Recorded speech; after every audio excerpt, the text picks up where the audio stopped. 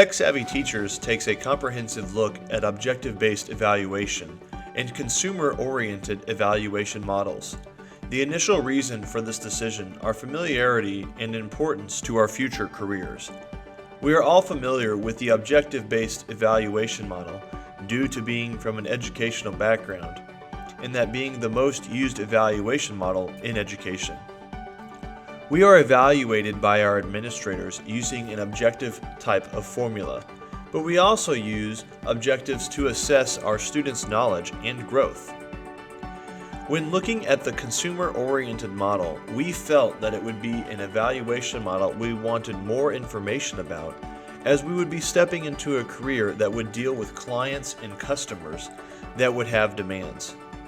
We would have to know how to facilitate getting needs met to satisfy all involved. In just a few basics, we have found that these two evaluation methods are similar in that both are pleasing a client base. Even as an objective base, some of those objectives might be how well you deal with the community or parents.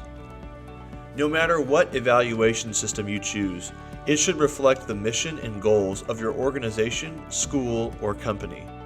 Goals, expectations, and the training of your staff and employees will be considered in the evaluation system of choice. The evaluation team linked the evaluation to increases in performance, public awareness, and better social feelings. We measure and evaluate to improve. Similarities. The two models used in evaluating professionals, students, programs, lessons, and any other things that need to be assessed in similarities.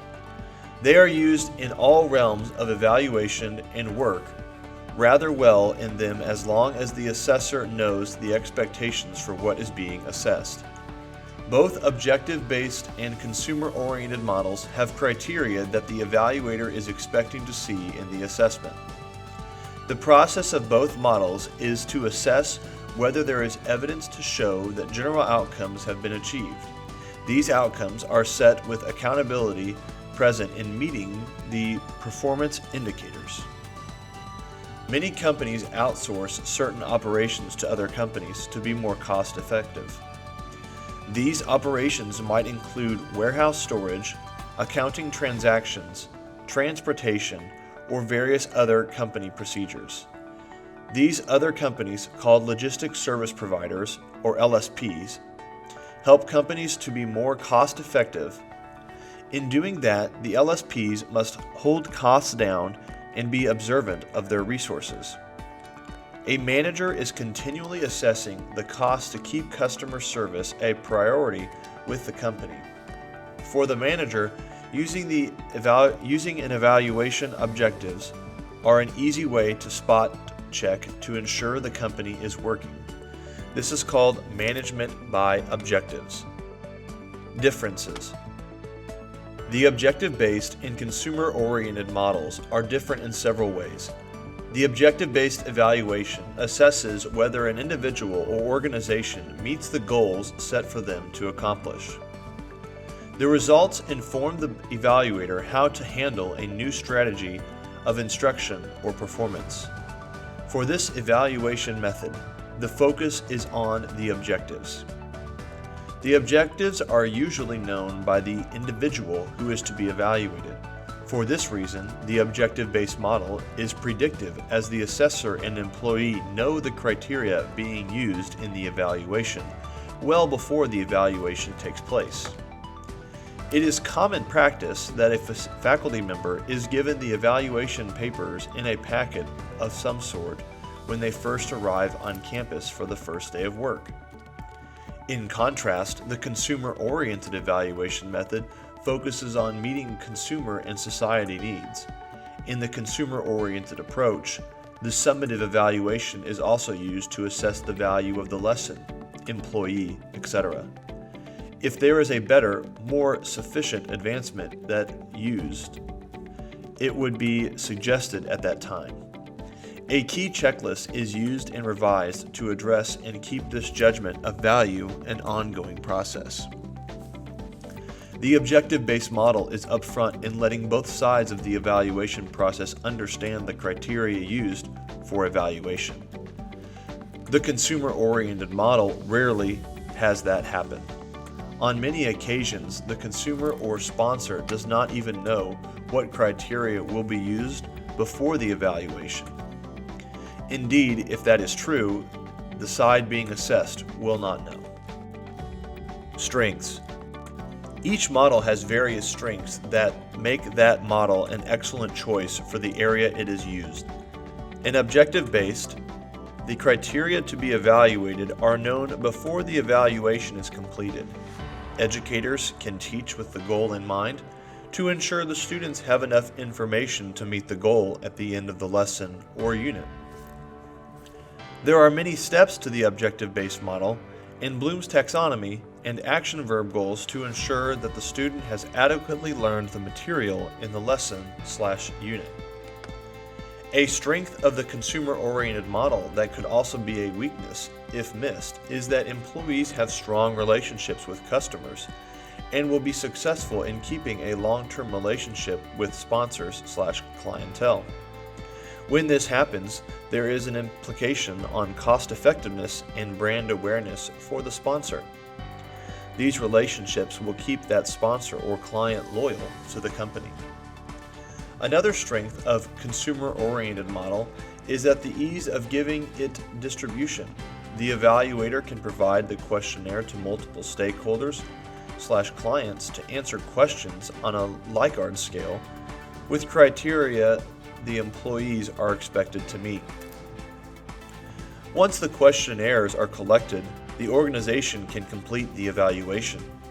Providing feedback is of most importance in the evaluation process. It is essential that at the conclusion to have the evaluation reviewed, reported, and used effectively to make decisions. Feedback is the reason we complete the evaluation. That step is the one that gets left out a lot. For instance, teachers always turn in assessment information at the end of the year. What happens after that? Do we go back to the papers at the beginning of the year and see what trends are showing up? Do we discuss why our students scored the way that they did? Do we look to see what is working and what is not? The answer to these questions is most likely no.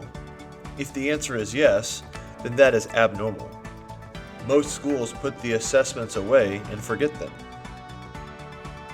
A strength of consumer-oriented model is that the organizations are investing time in accessing information about their sponsor, getting to know the clientele to understand their needs, and providing the needed services. This service will pay off in the long-term relationship of the consumer and the organization because, as stated, that customer will be a lifelong customer. Weaknesses. In the same way that there are strengths, each model also has weaknesses. In the objective-based model, the evaluator could easily overlook unexpected positive outcomes or benefits of instruction beyond original goals that are not listed. Doing this would be detrimental to the process and would not be documented if overlooked. Sometimes the evaluation takes place with the consumer-oriented model without the person or business knowing that they are being evaluated. They are unaware of the criteria that are needed to be met usually. The research found that stakeholders come with their objectives to assess in a sponsorship. These objectives typically do not make it on a written document. If the sponsors did reveal the objectives, it occurred in a meeting at the beginning of the sponsorship in the interview process. Additionally, almost none of the sponsors had any plans for evaluation as the sponsorships began. Evaluations are always happening throughout society. People are judging every move each person makes, regardless of if that is socially acceptable. There is no person alive on this earth above the age of 5 that has not been judged harshly for something.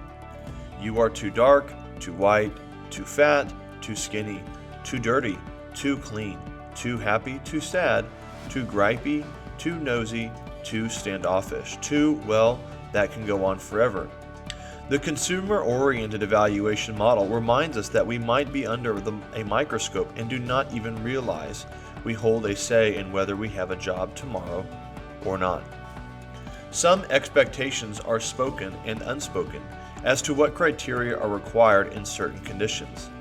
With many companies and organizations relying on sponsors to help meet financial shortages, organizational managers have to find a way to help their service employees on the front lines do a better job and be more satisfied with their jobs. In various studies done, employees responded positively when they enjoyed their career. These employees who enjoyed their job most were given a sense of empowerment, in-depth service training, and service rewards which furthered their organizational commitment. These positive awards are a small price for an organization if they continue to get sponsorship due to the definitive treatment of their clientele. On the flip side of that, many sponsors out there will put their support due to how a company does business, which is very viable in today's industry. Sponsorship is an exchange of funds for advertisement accomplished by getting the name or brand of the sponsor or money giver out to customers, associates, events, etc., for the exchange of their funds. For instance, North Central Kansas Technical College has bicycles donated to the college.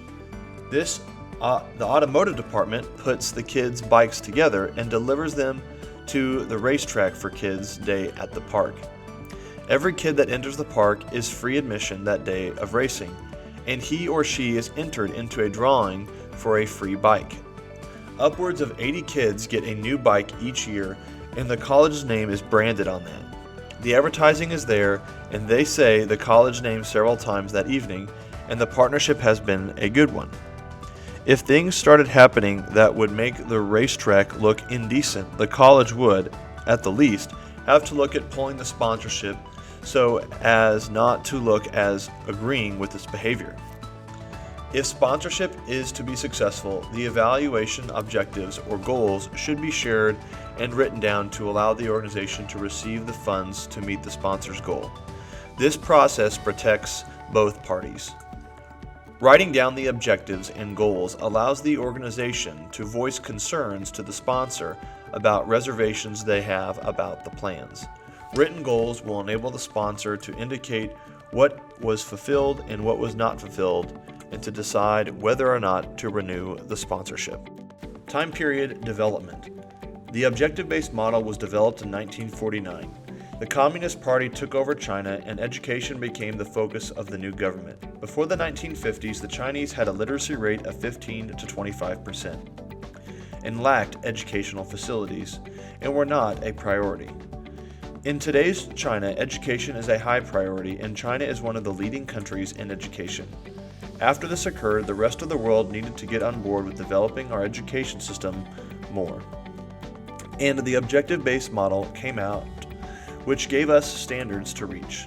Recommendations for using student objectives to improve education standards for post-secondary education were a new concept in 1993, but necessary to set a consistent standard that would be necessary to meet. Until then, and still today, colleges are allowed to teach what they want and call it good. The only time that is not true is if the course are accredited.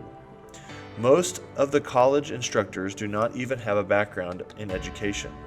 It is rare to find a professor that has teaching experience before coming to the college level.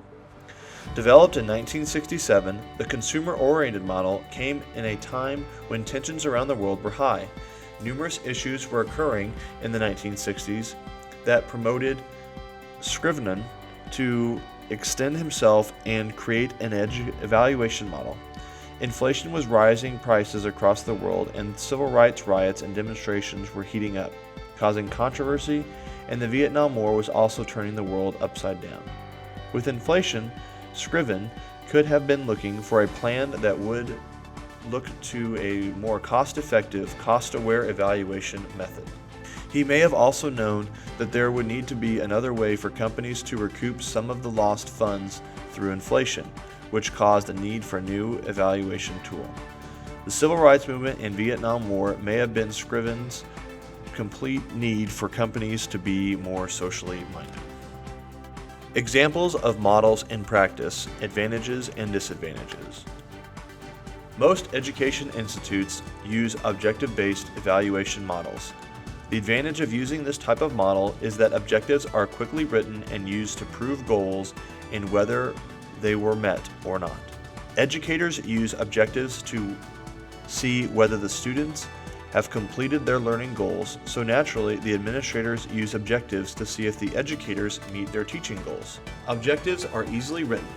Early in education classes, the future teachers are taught how to write objectives for lessons. The teacher then practices that skill until they are dreaming about writing lesson plans every night. Making goals for many educators becomes an easy task as they spend a lot of their time creating them. Once these objectives are made, the educator decides what skills or criteria the student will assess. What does the instructor want or need the student to know exactly? This information is how the evaluation begins to form. The question starts to originate from the skills that the student needs to be able to master. Evaluating employees using the objective-based model is similar. The boss or administrative team sets out to develop a list of essential skills the employee should possess. That list then becomes a process of a group of sentences that include action verbs in them. The evaluator then assesses how the employee does with that piece of criteria and whether they actively showed they were proficient in that skill. There is a disadvantage to only having an objective-based evaluation though. Some of the good things that students or educators do may be missed using the goals and objectives. Educators know this, so they use their intuition in grading students as well. For instance, as an educator, I have the freedom to give extra credit for attendance and the percentage of assignments completed. I give extra credit for students who find corrections that need to be made on my videos, and I leave the mistakes there for the next semester's group to see them. As important as having correct videos, raising a student's self-esteem when they find a problem because I did not put a negative sign on a number is more important for a struggling student at times. Summative evaluations are also an excellent addition to be made next to formative ones that use objectives. Many times, while having a formal evaluation process, a company, including schools, will include a summative evaluation asking the instructor to fill out a self-evaluation on how they feel they have done. This tool is used to gain a complete picture of the educator's value to the institute, student, faculty, and community. The administrators also fill a summative evaluation out, and the two are averaged and the comments are merged onto one evaluation. These tell more of a story about what the educator and student did by using open-ended questions.